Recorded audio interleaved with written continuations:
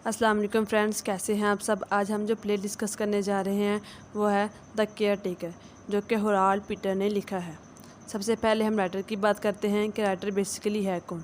होराल्ड Peter 10 अक्टूबर 1960 में पैदा हुए और 24 दिसंबर 2008 में इनकी डेथ हो गई थी। ये एक ब्रिटिश प्ले राइटर भी थे, स्क्रीन राइटर भी थे, डायरेक्टर भी थे और एक्टर भी रह चुके हैं।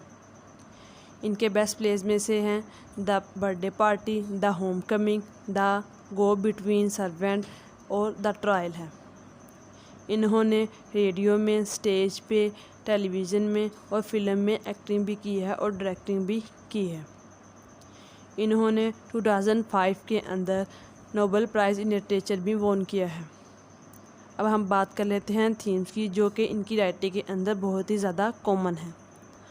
वो है आइसोलेशन का थीम है, ड्रीम्स का थीम है, कम्युनिकेशन का थीम्स है, रियलिज्म का थीम है, कॉमेडी का थीम है, इनर जनरेशन कॉन्फ्लिक्ट का थीम है। ये सब थीम्स इनकी राइटिंग के अंदर बहुत ही ज़्यादा कॉमन है और यही थीम्स हमारी प्ले द केयर टेकर के अंदर चल रहे हैं। अब हम प्ले की बात करते हैं। सबसे पहले हम करैक्टर को डिस्कस कर लेते हैं। हमारे पास 3 इम्पोर्टेंट करैक्टर हैं, डेविस, एस्टन और माइक का करैक्टर। सबसे पहले हम बात करते हैं डेविस के करैक्टर की। ये करैक्टर बहुत ही ज़्यादा लाउड, एरोगेंट और कॉन्फिडेंट है। ये करैक्टर बेसिकली एक ट्रैप है। ये ऐसा बंदा है जो कि बहुत ही ज़्यादा नॉइज़ी है, मतलब बहुत ही ज़्यादा शोर क्रिएट करने वाला है। ये एक ओल्ड मैन है जो कि तकरीबन 60 ईयर्स ओल्ड है। इसकी अपीयरेंस लगता है कि ये कभी नहाया नहीं होगा, क्योंकि इसने बहुत ही ज़्यादा गंदे कपड़े पहने होते हैं। इसकी आइडेंटिटी प्ले के अंदर क्वेश्चनेबल है। अब हम बात करते हैं एस्टन की। ये ओल्डर ब्रदर है माइक का।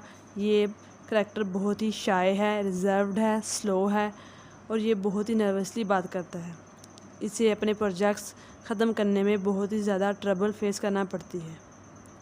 ये रिवील करता है कि वो जब छोटा था तो उसे हेलुसिनेशन का प्रॉब्लम हो गया था और फिर इसको इसकी मर्ज़ी के ख़िलाफ़ मेंटल हॉस्पिटल ले जाया गया था और वहाँ पे इसे इलेक्ट्रिक शॉक्स के ट्रीटमेंट दिया गया था। ये कन्फेस करता है कि इसे अपने ख़यालात को तरतीब देने में बहुत ही मुश्किलात का सामना करना पड़ता है। ये डेविस को रहने की जगह देता है और जॉब की भी ऑफ़र करता है। इसका माइक के साथ बहुत ही अच्छा रिलेशन है, हालांकि ये एक दूसरे से बात नहीं करते। नेक्स्ट करैक्टर है हमारे पास माइक का। ये एस्टन का यंगर ब्रदर है। माइक का करैक्टर मिस्टीरियस है और कॉम्प्लेक्स भी है। ये अपने भाई की डीपली केयर करता है और ये डेविस को बड़ी ही तदबीर से धोखा देता है।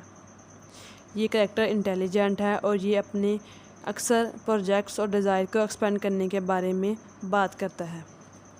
ये ज़्यादातर अपने कमरे से बाहर रहता है। अब हम स्टोरी की तरफ आते हैं इस प्ले की। ये प्ले एक क्लासिक ट्रेजिक कॉमेडी है जो कि होराल्ड पीटर ने लिखा है। ये फर्स्ट टाइम परफॉर्म हुआ था 1960s में। ये बेसिकली 3 एक्ट का एक प्ले है। अगर हम स्टोरी की बात करते हैं तो स्टोरी के अंदर 3 इम्पोर्टेंट करैक्टर है। एस्टन का, जो कि अपने भाई माइक के घर रहता है।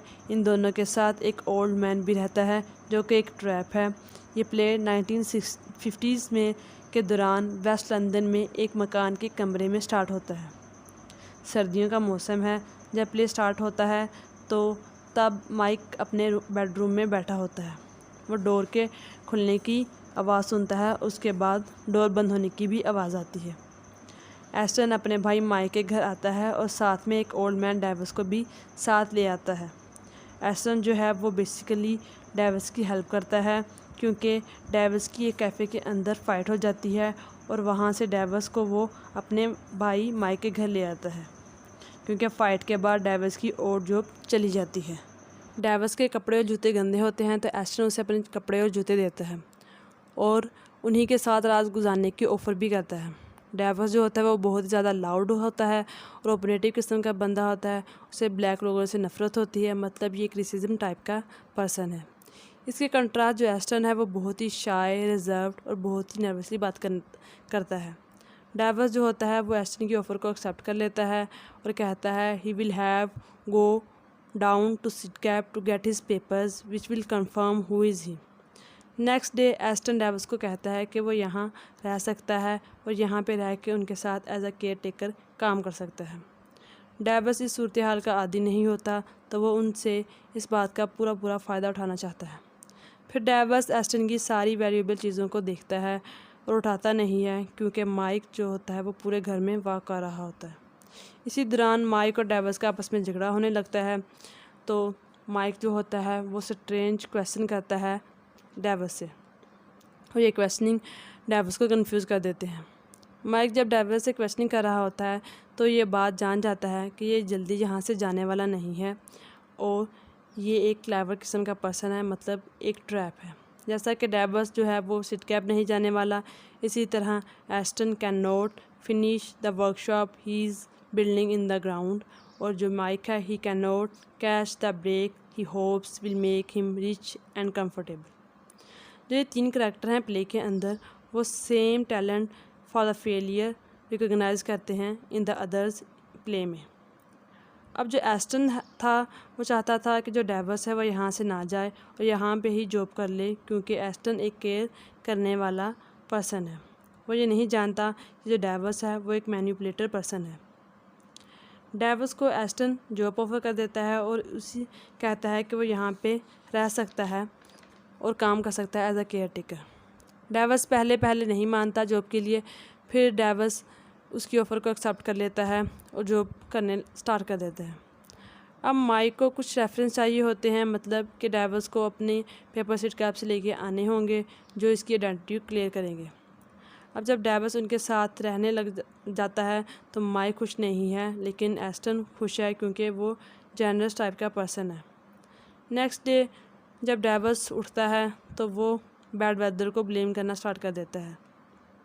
फिर एस्टन उसे बताता है कि कैसे उसे छोटे होते हेलुसिनेशन का प्रॉब्लम हो गया था और उसकी मर्ज़ी के ख़िलाफ़ उसे मेंटल हॉस्पिटल ले जाया गया था और वहाँ उसे इलेक्ट्रिक शॉक का ट्रीटमेंट दिया गया था, जिससे इसकी मेमोरी वीक हो गई है। अब जो डेविस है वो ये एस्टन की बातें सुन के उसके लेज़ी होने का मजाक उड़ाता है और उसके बीमार होने का भी मजाक उड़ाता है। मतलब थ्रू आउट द प्ले वो इसी चीज़ का मजाक उड़ाता रहता है। तो इस चीज़ से माइक को बहुत ज़्यादा गुस्सा आता है और वो उसे कहता है कि तुम अपनी औकात में रहो। फिर नेक्स्ट स्टोरी में क्या होता है कि एक दिन एस्टन और डेविस का आपस में झगड़ा हो जाता है। तो आखिरकार जो एस्टन है वो डेविस को कहता है कि तुम यहाँ से चले जाओ।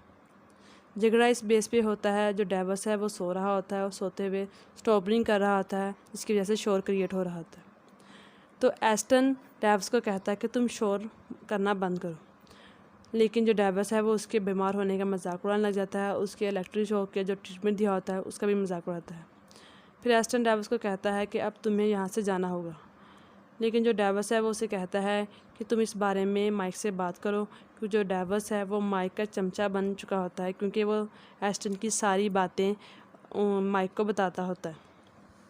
डेविस माइक को कहता है कि वो एस्टन को जायदाद से बेदखल कर दे और माइक प्रिटेंड करता है कि वो उसकी बात से एग्री हो गया है और वैसा ही करेगा। फिर डेविस एस्टन को पागल कहता है, तो फिर माइक को गुस्सा आ जाता है और वो उसे चले जाने का कहता है यहाँ से, और उसके काम के पैसे देता है और दोनों भाई एक दूसरे को देख कर स्माइल करते हैं। माइक वहाँ से चला जाता है, लेकिन एस्टन वहीं पे होता है। तो जो डेविस होता है वो एस्टन से रिक्वेस्ट करता है कि वो नेक्स्ट टाइम ऐसा नहीं करेगा, वो पहले से बेहतर हो गया है, उसे काम पे रख ले। एस्टन कुछ नहीं कहता, बस ये कहता है Davies make too much noise. फिर यहीं पे प्ले की एंडिंग हो जाती है। Thanks for watching, please subscribe and share with your friends. अल्लाह हाफिज़।